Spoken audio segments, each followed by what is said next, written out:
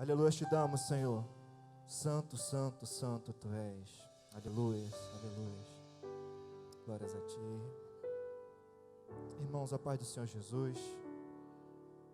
Vamos dar início à nossa pregação. Nossos pastores estão ali no Japão.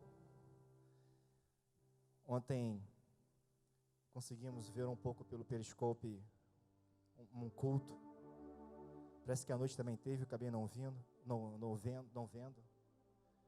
Mas tinha ali um pastor do Japão, japonês, e uma irmã nossa traduzindo lá no culto. E foi benção, foi uma benção. Ele falando de testemunhos, falando como é que foi a conversão dele. E eu quero dizer que estamos caminhando.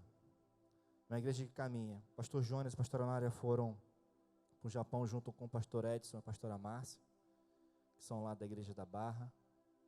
Foram lá abençoar os casais, ficar próximo. Uma coisa é a gente estar aqui e orar por eles. Uma coisa é você ir lá e fazer um culto, ficar perto, dar um beijo, dar um abraço. Amém? Então é importante. Ore para a igreja do Japão. Sabe, é importante aqueles irmãos lá reunidos, para a honra e glória do nome de Jesus. Amém? Peço que você abra a sua Bíblia lá em Êxodo 14. Quero compartilhar uma palavra com vocês.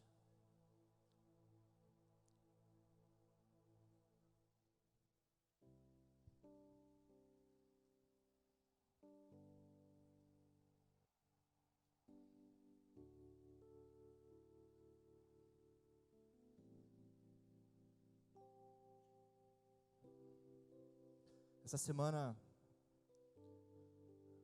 estava vendo no G1, saiu também no Terra, parece. Uma história que me deixou meio emocionado. Uma menininha de 2 anos nasceu cega aqui nesse país. E ela, ao longo desses 2 anos, ela foi lutando para que possa voltar a enxergar, ou voltar a enxergar não, a enxergar. E ela fez, parece, 7 cirurgias aqui nesse país, em Santa Catarina, mais ou menos, em São Paulo. E nada aconteceu. Piorou a situação dessa menininha. E ela foi para os Estados Unidos, através de uma campanha de doação, de ajuda. Chegou até uma médica lá nos Estados Unidos que pegou esse desafio: não, vamos fazer essa cirurgia. E essa cirurgia foi realizada, mas o interessante é que quando ela chegou nos Estados Unidos para fazer vários exames, constatou-se que ela era também surda. E o que me deixou emocionado foi que o vídeo dela tirando os tampões da cirurgia e nesse exato momento foi filmado. E ali a reportagem colocava esse vídeo. Ali a médica limpando, porque fica colado ali, né? Vai limpando, ela chorando, chorando. Aquela apreensão, a mãe emocionada com ela no colo. E quando tira o tampão, ela começa a olhar, ver um bonequinho, ela enxerga aquele bonequinho que ela tanto abraçava. E não tem como você assistir um negócio desse e ficar normal. E fala: poxa, glória a Deus ao Senhor, glória a Deus por aquilo que ela está vendo. Longe ainda de ter uma visão perfeita. E o que me deixou também se perguntando é que os pais não sabiam que ela era surda.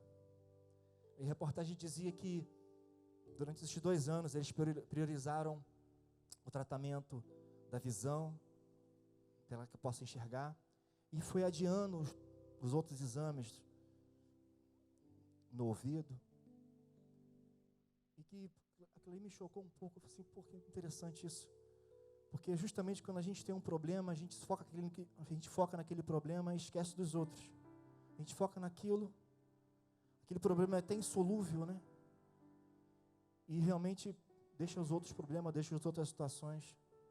Mas graças a Deus ela já está no país, já está no Brasil, está usando um óculos de 5 graus em cada nos olhos. E está elogiando a mamãe dela, está dizendo que a mãe dela é linda, tal. É fantástica essa história. Vamos focar aqui. Êxodo 14, versículo 9.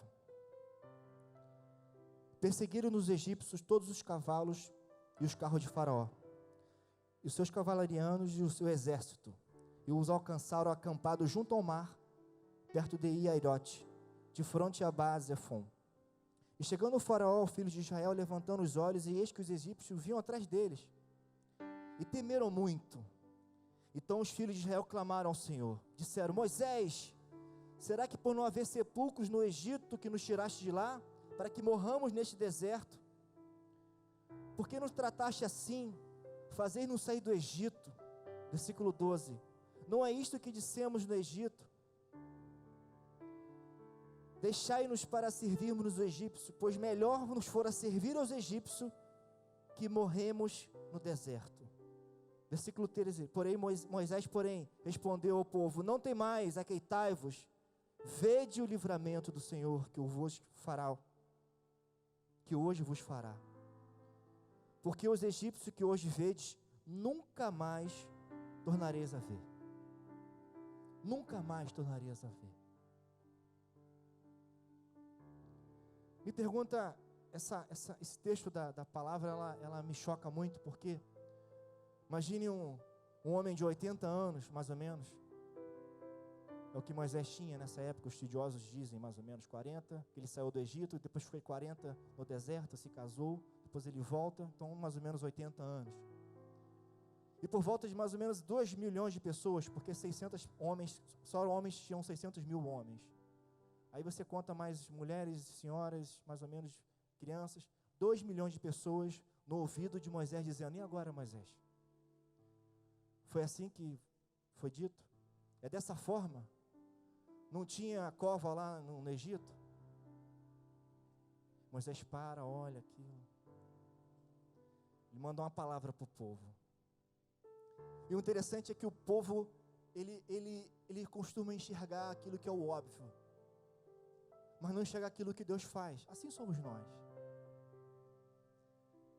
Eles viram de longe os egípcios ali com mais ou menos 600 carroças, mas 600 carroças mais cavalos. Então era uma multidão, imagina um exército poderoso, era um exército ali.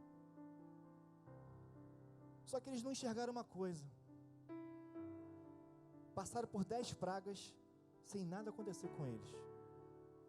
Saíram do Egito, e antes de sair do Egito, foram nos egípcios e pediram.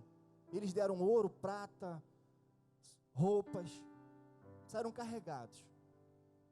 O faraó permitiu que eles saíssem com tudo. Levaram animais, muitíssimos animais, a Bíblia diz. E uma coisa chamou a atenção, essa palavra veio semana passada para mim. Tinha uma nuvem durante o dia para protegê-los do sol, e à noite uma nuvem de fogo que guardava eles. Deus sempre suprindo o povo ali. Ó, vocês vão sair daqui. Vão sair daqui com a mão na frente e outra atrás? Não, vão sair daqui carregados. Na primeira dificuldade, na primeira situação onde eles não tinham controle ou não sabiam o que ia acontecer, pronto. Já começa a liberar as palavras. Ué, por que aconteceu isso? Vou falar que nem com o pastor Jonas, presta atenção aqui. Primeira situação deles, eles viram algo, opa, vai vir um egípcio aí, já era. O faraó está chegando aí com seus 600 carros, mais cavalos, mais os homens, mais a infantaria que vem aí, a pé. Imagina um negócio ruim para eles. Eles olharam e perguntaram assim: deu ruim, Moisés? Mais ou menos 600 mil homens, somando 2 milhões de pessoas no ouvido de Moisés. E aí, Moisés, como é que fica? Eu não estou criticando o povo não, porque nós somos um pouco assim, sabe? Nós, primeira situação, sabemos que somos filhos de Deus, sabemos que somos lavados e remidos no sangue de Jesus. Quando a gente passa por uma dificuldade, pronto, já é motivo de a gente, será que é isso mesmo? Será que a situação é assim? Eu às vezes, como um pastor, e eu prego muito isso, antes de ser pastor eu quero ser pai da Lelê, pai do Pedro, e aquilo que eu passo para ele é muito importante, aquilo que eu ensino para eles, às vezes falando ou não falando, é primordial para a vida deles, inclusive para o relacionamento que eles vão ter com Deus. Eu sei disso, eu sei dessa responsabilidade.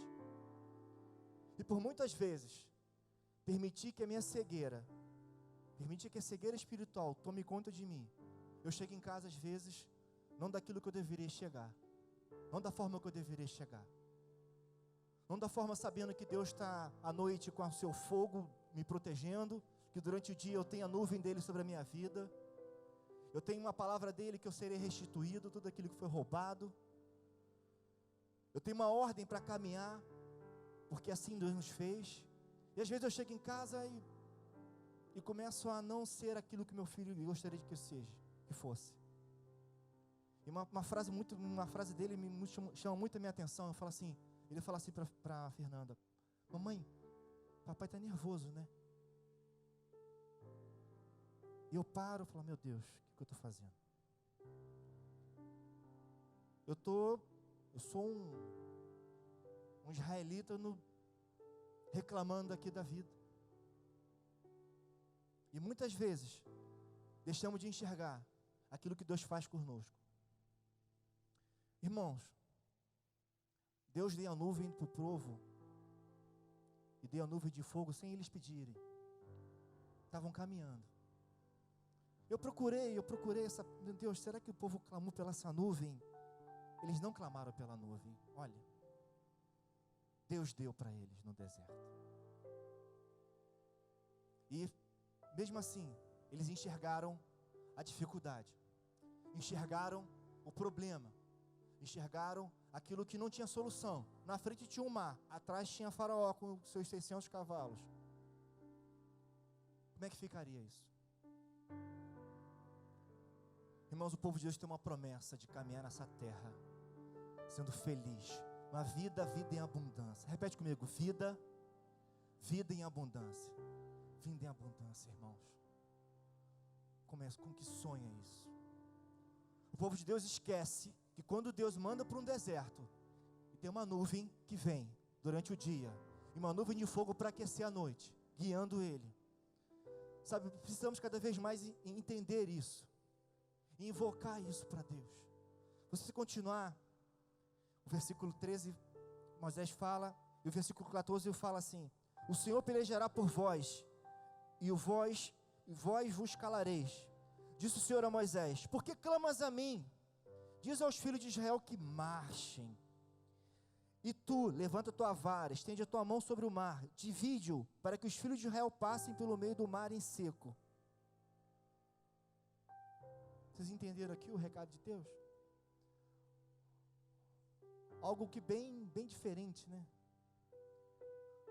O povo viu as 10 pragas no Egito. Passaram sem nada acontecer com eles. Foram embora do Egito, levaram tudo que tinha direito, e até mais. Diante do mar, Deus deu uma ordem para eles: marche, caminhe, continue. Não olhe para aquilo que está lá, não olha não. Continue, caminhe. Sabe, e nós como povo de Deus, o caminho é esse, é marchar. Nós como crentes não somos habitolados, não somos pessoas que não conhecemos a realidade, sabemos o que está acontecendo, sabemos que esse país está em uma situação muito difícil, sabemos que o consumo diminuiu, a indústria parou, algumas indústrias pararam, aquilo que planejaram crescer, pelo contrário, diminuindo, os parques industriais diminuindo, as matérias-primas diminuindo, nós sabemos disso. Sabemos que a mão de Deus tem que estar sobre esse país, mas acima disso, a mão de Deus está sobre a sua vida, amém? Sabe, quando você sair de casa, não pense em ouvir a Miriam Leitão, não pense em ouvir CBN, não pense em ouvir isso, porque vai dar ruim. Se você tem essa mania de ouvir economia, vai dar ruim. A questão é que você tem que olhar para a sua Bíblia, abrir sua Bíblia e falar: Deus, eu vou na fé, eu vou caminhar hoje. Deus, ainda que não veja, eu tenho um mar na minha frente, ainda que tem farol atrás, mas eu vou caminhar. Senhor, eu vou seguir a tua palavra. Diga ao povo que marche, eu vou marchar, Senhor. Eu vou marchar no nome de Jesus. Assim que nós caminhamos, assim que o povo de Deus que precisa caminhar. Por muitas vezes, se nós olharmos a situação, vai dar problema. O povo realmente, ele tinha um direito ali de olhar um problema e ver: olha, não dá, Moisés, Aí começa a blasfemar. Não tinha cova lá no Egito, não. Era assim que você fez. Era melhor ficar como escravo do Egito do que morrer aqui. Chega na segunda-feira, tudo aquilo que você orou, profetizou, declarou, no domingo à noite, no domingo de manhã, você chega segunda-feira, abre o jornal, escuta um jornal e já era. Pronto. Chega na empresa, situação complicada. Mas eu creio no nome de Jesus. Eu creio no nome de Jesus, que o povo de Deus, aquele que crê, aquele que marcha, aquele que anda debaixo da autoridade dele, aquele que é lavado e remido no sangue de Jesus, caminhará nessa crise, dando glória a Deus. Eu creio nisso, irmãos. Eu creio. Não adianta olharmos para esse país, olhar para essa situação e reclamar, porque não vai ter jeito. O povo aqui reclamou.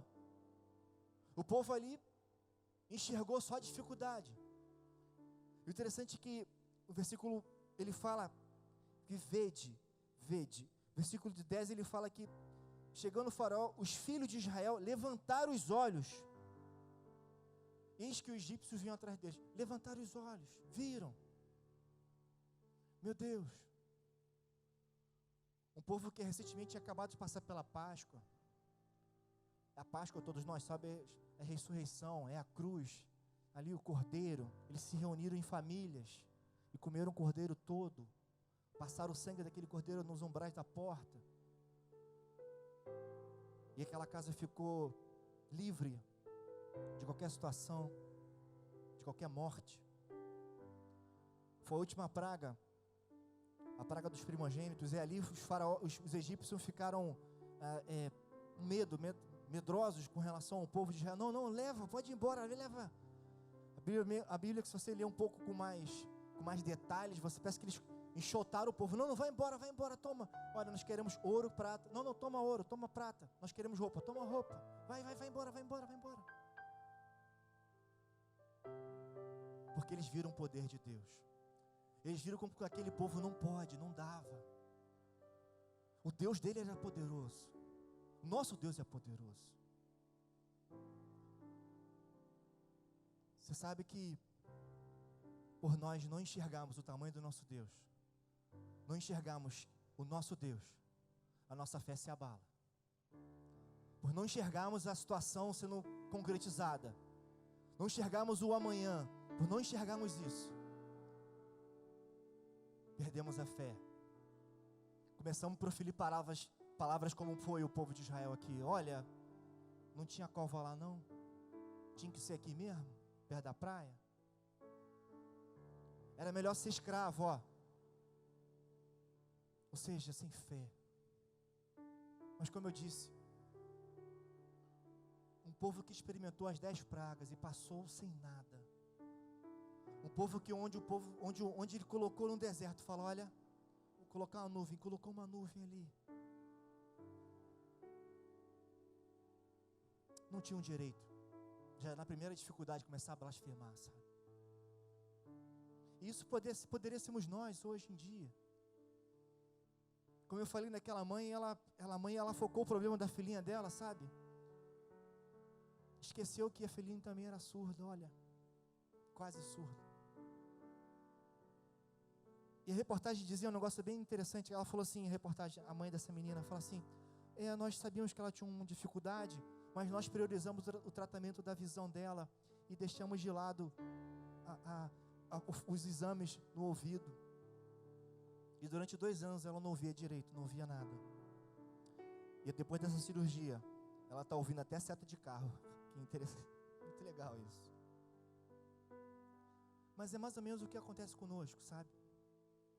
Você pega de manhã cedo, começa a ouvir a Miriam Leitão no CBN, já era. Quem escuta no rádio de notícias, já era. No economia está isso, no economia está aquilo, as decisões do governo são isso, são assim, não dá certo, tal. Eu vou te falar, ela tem razão. Mas se eu parar para ouvir isso e ficar nisso, já era. Eu tenho que ouvir isso e dizer, mas o meu Deus é forte, o meu Deus é grande. Sabe, nós precisamos, como igreja, orar muito pelo esse país. Como igreja, orar muito pelos líderes que vão assumir ou não esse país. Mas como igreja, nós precisamos crer muito no nosso Deus, enxergar um Deus poderoso. E o interessante é que quando eu falo de fé, como diz a Bíblia, sem fé é impossível agradar a Deus. A fé é o nosso combustível.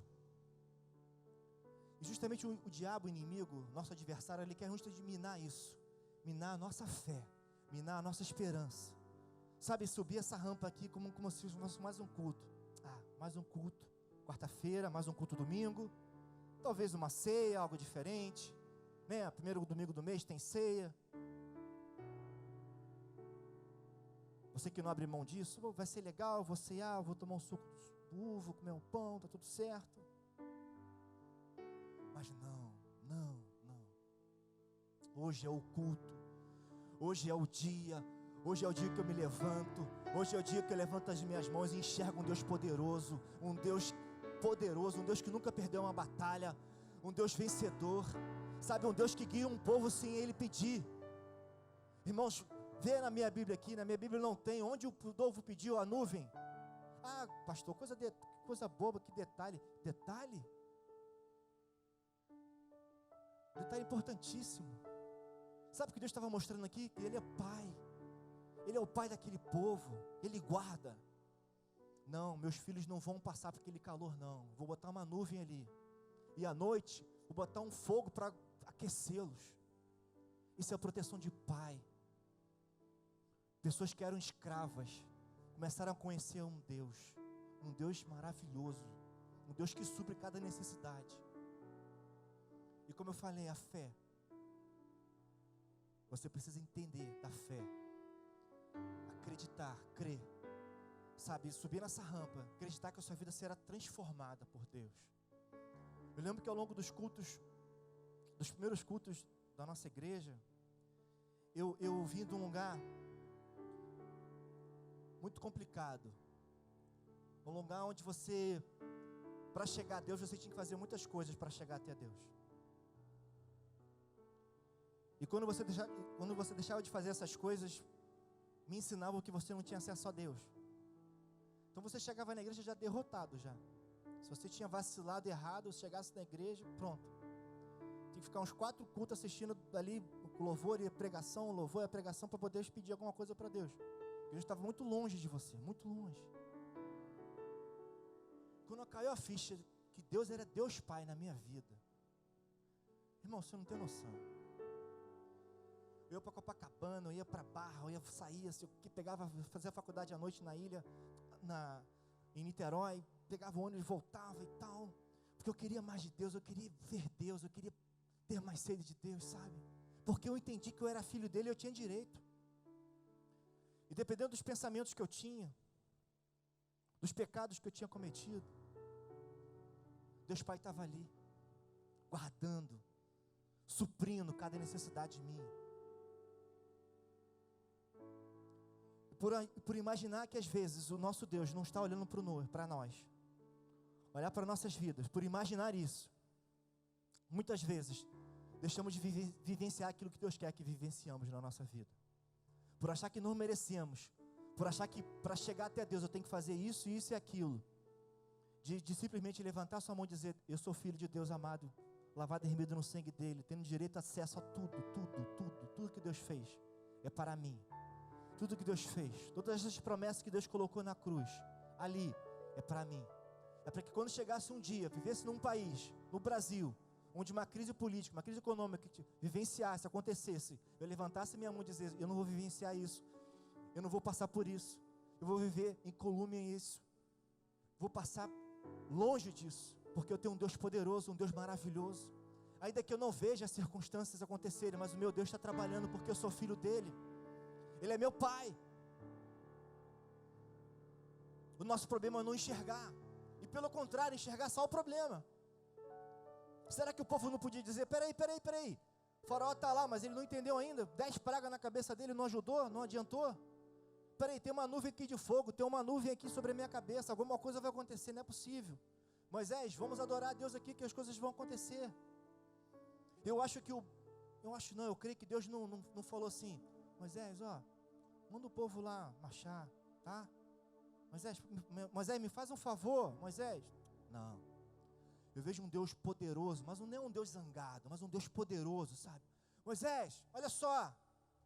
Diga para o povo marchar, Moisés. Deixa o povo marchar, Moisés, agora. Por que clamas a mim? Espera aí. Foram 10 pragas e nada aconteceu com vocês. Vocês saíram daqui carregados de ouro e prata, porque assim eu permiti. Você acha que eu vou deixar alguma coisa acontecer com vocês agora? É assim mesmo.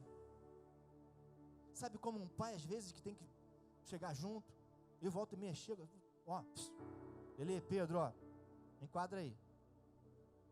Porque é pai, e um pai faz isso por amor.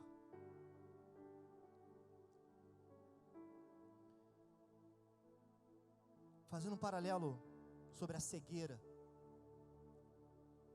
Paulo, quando se converteu, Paulo, o pai das cartas, né? Evangelista nato. Paulo, que antes era Saulo, ele é um cara que era como se fosse um juiz que julgava ali os costumes judaicos. E como o evangelho, o cristianismo estava crescendo muito, Paulo era um cara que defendia muito as leis judaicas. Então ele tinha autorização do Sinédrio a prender essas pessoas, encarcerá-las, que estavam servindo a Cristo. E Paulo era um cara muito culto, muito inteligente. E ele, na conversão dele, quando ele estava a caminho de Damasco, ele cai ali da montaria e tal, vai ao chão. Ele, durante 3 dias, ele fica cego. Durante 3 dias, ele fica na dependência de alguém.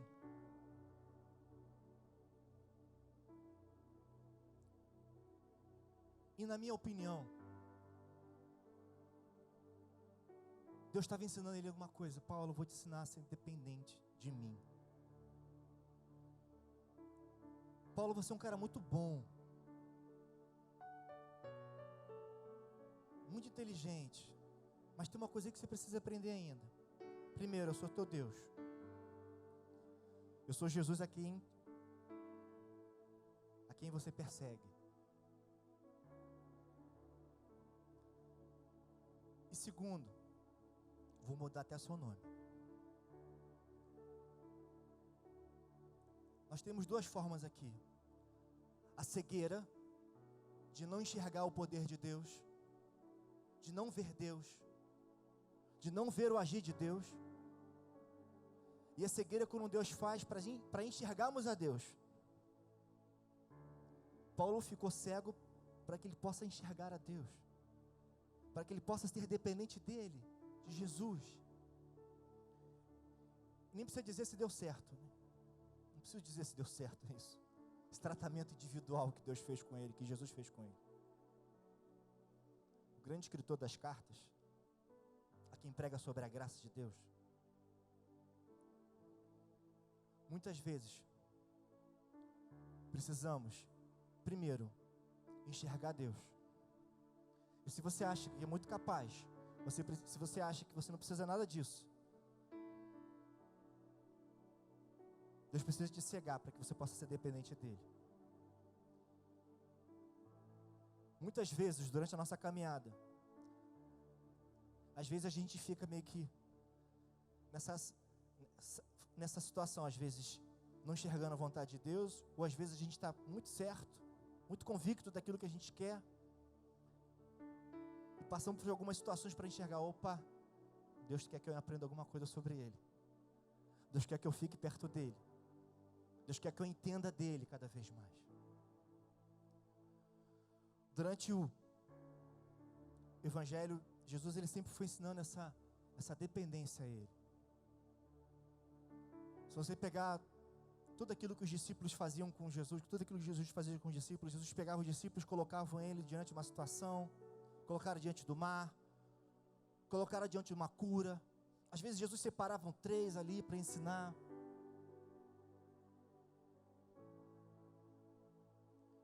Mas Jesus estava sempre se relacionando, sempre ensinando. E nós, como povo de Deus, se nós deixarmos de aprender, deixarmos de ser ensinados, acabou para a gente. É por isso que nós temos a preocupação de, nas pregações, nas aberturas, em cada situação, dizer, olha, coloca o teu coração, sabe, um coração contrito, um coração que almeja, um coração que deseja aprender. Não pacifique já o teu ensinamento, não pacifique já o teu entendimento sobre Deus. Estamos longe de entender Deus plenamente. Estamos longe de compreender sobre Deus. Eu não posso deixar de comentar com vocês aquilo que eu aprendi ano passado. Não posso deixar. Durante todo o ano passado, nossa família se voltou para priorizando para minha irmã, estava lutando com câncer. E por muitas vezes eu ia lá, achando que ia até ajudá-la, manipulá-la, ajudar com alguma massagem, alguma coisa assim, mas eu aprendia muito mais do que eu dava.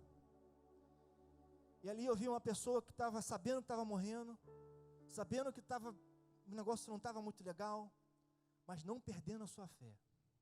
Não perdendo, sabe, aquilo que Deus ia fazer na vida dela, na família dela, nos filhos dela. Não perdendo a convicção de quem ela era para Deus. E quando a gente perde a convicção de quem somos para Deus, fica muito mais difícil. Eu me lembro uma vez que cheguei lá numa sexta-feira, durante a semana ela tinha ido ao hospital, voltado para casa. Ela ficava nessa situação, hospital e casa, hospital, e ela colocou na mente dela, colocou para a família que ela queria ficar em casa e acabou, não ia abrir mão disso. E nessa vai e volta, ela estava em casa, eu cheguei, aí falei para ela, ei Bela, como é que você está? Ela, estou bem, mas eu preciso ouvir uma palavra, eu quero ouvir coisas de Deus. E você, caramba, amém. Ela não estava bem, não estava bem, nada bem. Mas ela falou, não estou bem, mas eu quero ouvir coisas sobre Deus. Ah, você quer ouvir coisas? Vou contar uma história para você. E contei a história sobre os pastores que, junto com o pastor João, foram lá na Gaito. E ali eles descobriram uma igreja em Dallas, abençoada. Os pastores ficaram emocionados com aquilo, foi muito legal. Eu comecei a dividir para elas as experiências. Olha, Bela, o pastor conheceu um pastor legal, aconteceu isso e aquilo. E foi bênção, o João também gostou muito, foi legal. Ela, pô, mas fala mais. Aí falando. Eu acabei de falar, ela falou assim, pô, obrigado. Eu disse, mas obrigado por quê? Essa história já me deixou motivado. Essa história já mudou meu coração. Porque quando você está numa luta, e você precisa cada vez mais de Deus, você precisa cada vez mais ouvir de Deus. Ela poderia muito bem dizer, Daniel, você pode falar a verdade, por favor, o que está acontecendo comigo? Você sabe o que está acontecendo comigo, você pode falar? Mas ela não queria ouvir sobre isso. Ela queria ouvir sobre Deus. Queria ouvir o agir de Deus. E eu falo, mas por que você quer agir sobre Deus? Por que você quer ouvir sobre isso? Ela falando assim, eu não sou, desculpa o termo, eu não sou burra. Desculpa mais uma vez. Ela falou assim, eu não sou um idiota, eu não sou. Eu sei o que está acontecendo comigo. Mas se eu parar para ficar olhando isso, ouvindo os laudos médicos, ouvindo a situação, eu não vou viver. Eu não vou dar glória a Deus, não vai acontecer. Se eu olhar para os egípcios, vai dar ruim. Mas eu tenho que crer aquilo que Deus colocou no meu coração, que é ter uma vida. E ela falou um segredinho para mim, ainda que não seja só essa vida. Eu falei assim, eu já entendi. Então, diante de um problema, não vai adiantar você olhar o problema. Daniel, quer dizer que ignora, esquece, você vai viver a vida normal? Não é esquece. É saber que você tem um problema. Existe um problema. Mas ciente que o seu Deus é maior que esse problema. Daniel, você está falando isso, mas a sua irmã foi embora. Ela foi embora. Isso é uma coisa que há entre ela e Deus. Queria ficar claro. Mas ela foi dizendo glória a Deus. E a última frase que ela falou para mim, ela falou assim, o diabo está derrotado na minha vida. Aleluia.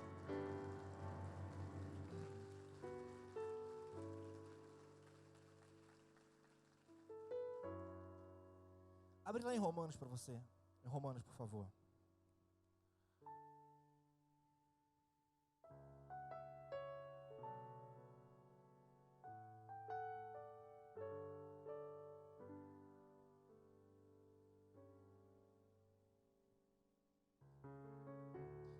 Romanos 30.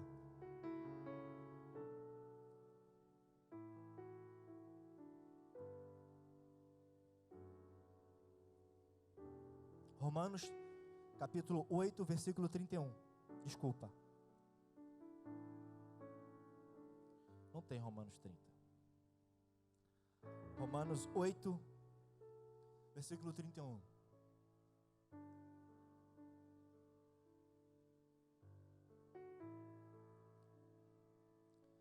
Fala assim: que diremos, pois, estas coisas? Se Deus é por nós, quem será contra nós?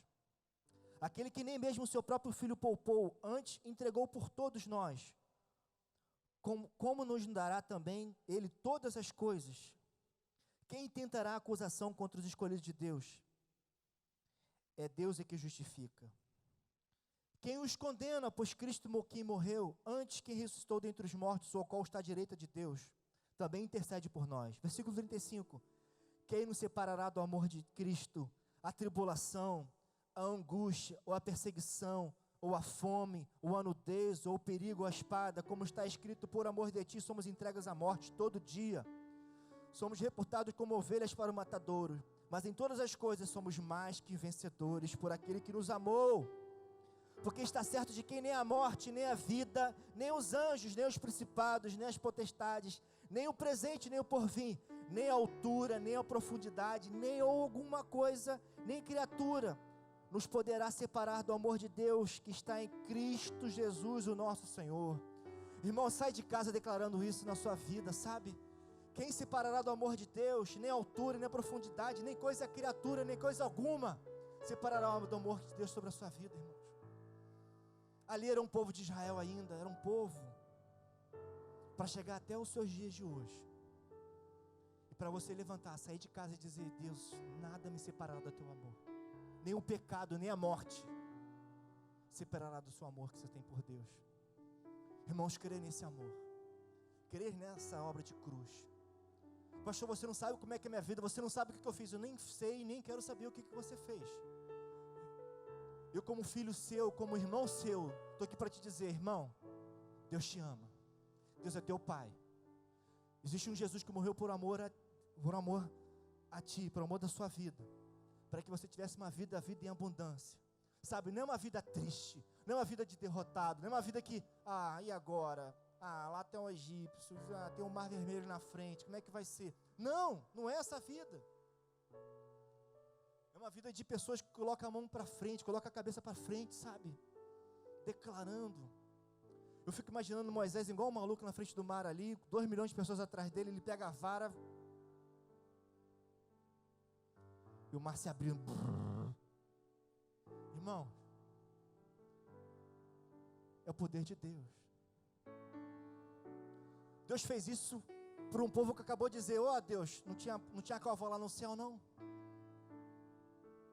Deus podia dizer assim: Moisés, para eu poder abrir o mar vermelho, agora o povo vai ter que fazer um jejum de Daniel. Daniel não estava nessa época. Moisés, manda o povo clamar a noite inteira aí para poder abrir o mar vermelho agora. Deus passou por isso. Deus passou pela essa coisinha, essa infantilidade do povo. Deus passou por cima disso e falou assim: Moisés, levanta essa vara aí. Moisés, pega o mar, pega a vara, coloca no mar, manda abrir, por um lado para o outro. Não é que aconteceu? Não é que deu certo? Se Deus fez isso com o povo naquela época, que não tinha nem Jesus, o que dirá que Deus vai fazer com você agora? Lavado e remido no sangue dele. Naquela época Deus olhava o povo e olhava o povo, não tinha nada, não tinha o sangue. Deus, quando nos olha agora, Ele vê o sangue de Jesus na nossa frente. Ele vê aquele sangue que lava, que rime o pecado, que tira o pecado. Irmão, se Deus abriu o mar vermelho naquela época, um povo que nem tinha um sangue, o que Deus pode fazer conosco agora, com o sangue de Jesus? Sabe, um povo o que Deus pode fazer agora é você apenas dizer: não, eu creio em Deus, Eu acredito nisso, eu acredito na cruz, eu tenho fé em Deus, acabou. Basta isso. Basta isso. Deus, na época ali do povo de Israel, criou todo um... Ali, criou todo artifícios, criou o tabernáculo, criou o santo, o lugar santo, o santo dos santos, criou sangue, criou para matar o cordeiro, leva ali, sacrifica. O sacerdote, para chegar no santo dos santos, tinha que fazer uma série de requisitos, série de roupas. O tabernáculo tinha várias camadas de panos, apenas para que possa habitar ali, a presença dele estivesse ali, o santo dos santos estivesse ali. Não tinha o sangue dele, não tinha o sangue de Jesus. Deus criou algo complicado, mas hoje, através do novo e vivo caminho, meu irmão, repete comigo: novo e vivo caminho. Repete de novo: novo, vivo caminho. Você tem acesso a Deus, né? Como, pastor? Como, Daniel? Sua mão levantada, ou seu coração disposto, ou dentro de você fala assim: eu creio nesse Deus, eu creio que nada me separar do amor de Deus. Pela fé eu creio. Mas é só isso? É só isso. É o que está aqui no Novo Testamento. Eu não tenho que fazer nada, subir no monte lá da escala da penha, não, nada disso. Vamos para o monte, o monte é calmo para orar. Vamos lá orar no monte porque é calmo. Mas eu preciso fazer o que mais? Nada disso, só com o teu coração. Deus não quer o teu dinheiro, Deus não quer a sua profissão, Deus não quer o que você fez, o que deixou de fazer. Deus quer apenas o seu coração. Deus quer apenas que você tenha essa fé, sabe, essa intrepidez de levantar e dizer: eu creio, Deus, eu creio. Deus, assim como eu aprendi lá no domingo, se você fez o mar vermelho se abrir, para aquele povo que acabou de me falar mal, o que dirá que Deus vai falar comigo agora através do sangue dele? O que dirá que Deus pode fazer comigo? Sabe essa crise aí, esse mar de lama, literalmente? Deus abre esse mar aí, caminho, sabe, caminho com fé. Você tem direito a isso, você tem direito ao seu Deus maravilhoso, sabe, não permita que você se sinta culpado, não permita que o pecado coloque isso na tua frente. Daniel, você não sabe o que eu sei da minha vida, o que eu faço da minha vida, você não sabe, realmente eu não sei, eu não quero saber. Mas eu quero dizer uma coisa para vocês, e você levantando as suas mãos, declarando isso, o sangue de Jesus apaga isso. Mas eu preciso fazer o que mais? Nada mais. Crê. Como diz a tua palavra, crê nele, tu e a tua casa será salvo. Você tem a chance de cada dia ser um vencedor, ou a cada dia ser um perdedor. É as portas que se abrem para a sua vida, irmão. Lá em Josué fala: tem a bênção e tem a maldição. Escolha a bênção, escolha o que é bom, sabe, não escolha a maldição, não escolha a culpa, não escolha aquilo que você não tem acesso.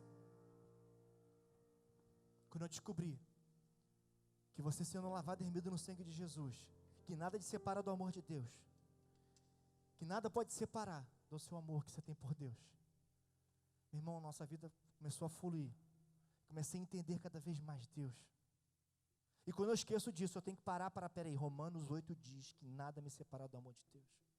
Nem a dificuldade, nem o porvir, nem a morte, nem o pecado. O único problema é deixarmos de enxergar isso e crer nisso. Fique em pé neste momento.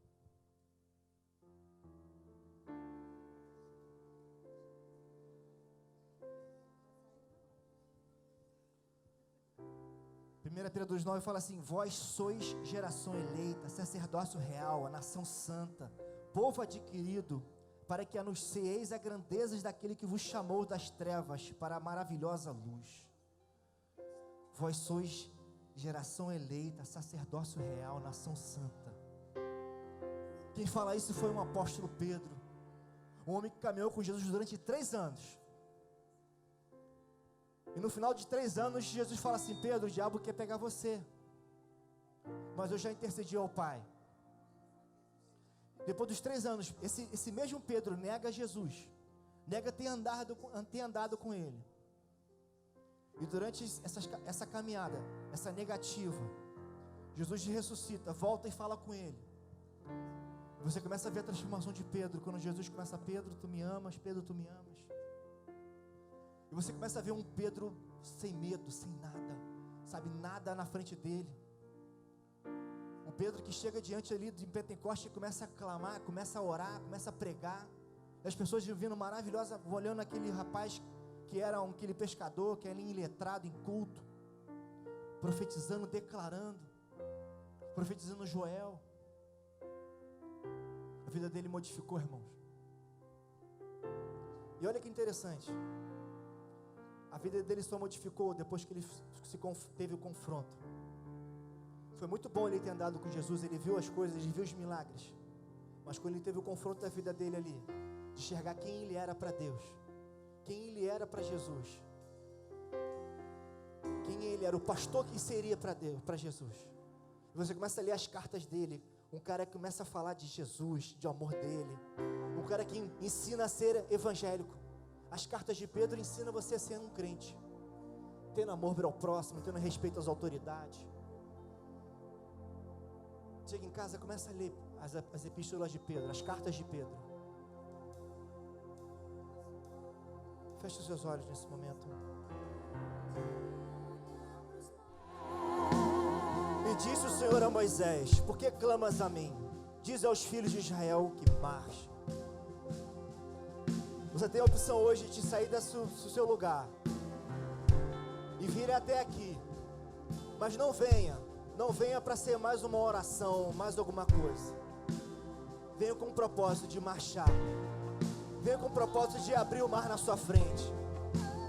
Sabe que seu marido, seu filho que não se converteu ainda, e você clama por isso, sabe, esse é o momento de você sair do seu lugar e vir até aqui, clamando, marchando, crendo que o seu Deus fará isso. Não é homens que falam, mas o seu Deus fará isso. Sabe aquele problema insolúvel, aquela situação que você não enxerga, situações onde você já perdeu até a esperança. Você só olha para o Egito, você fica só olhando para o Egito e fala: olha, vai dar ruim, não tem mais o que fazer. Sai do seu lugar e vem aqui, sabe, com o propósito de mudar, de mudança. Fala: eu creio, eu tenho fé, eu quero crer, eu tenho fé, as coisas vão mudar. Assim é meu Deus, assim é meu Deus. A fé é o firme fundamento das coisas que se esperam, prova das coisas que não se vê. Ainda que você não esteja vendo, mas creia. Sai do seu lugar e vem até aqui no nome de Jesus. Grande é o meu Deus. Se você entrou neste lugar aqui e é o seu primeiro culto, o terceiro culto, o quinto culto, e se você nunca teve a oportunidade de dizer: Deus, eu creio em Ti, eu acredito que Jesus Cristo morreu na cruz pelo amor à minha vida. Se você nunca falou isso, se você nunca entrou numa igreja e declarou isso com a sua boca, hoje é o dia de você declarar isso. Nós estamos aqui prontos para orar por você, prontos para orar junto com você. Não apenas orar para que o milagre aconteça, e nós vamos orar por isso no nome de Jesus, e vai acontecer, mas também orar por aqueles que nunca aceitaram Jesus e nunca creram. Hoje é o seu dia de crer num Deus maravilhoso. E com isso eu não estou te chamando para você ser um religioso, você ser um crente, um Bíblia, mas se você ter uma vida em abundância, uma vida feliz, uma vida longe de pecado, longe de escravidão, longe de situações onde você não tem um controle. Hoje é o dia de Deus tomar o controle da sua vida. Se você nunca fez isso, levante suas mãos, nós vamos estar aqui orando por você, orando na sua vida. Amém. Você que está aqui na frente, vamos orar junto. Pai, nós clamamos de cantar e glorificar o Teu nome. Nós clamamos de dizer que Tu és grande, Pai. Senhor Deus, nós não cantamos por cantar, nós cantamos porque nós cremos nisso, Senhor. Senhor Deus, essa igreja não se abriria as portas apenas para dizer, apenas por ser mais uma igreja, Senhor. Mas nós abrimos a porta, Senhor Deus, essa igreja, essa casa de oração, para declarar que Tu és grande, Senhor. E por Tu ser um Deus grande, Pai, sabemos que os problemas insolúveis, os problemas que não têm solução, o nosso Deus tem solução, Senhor.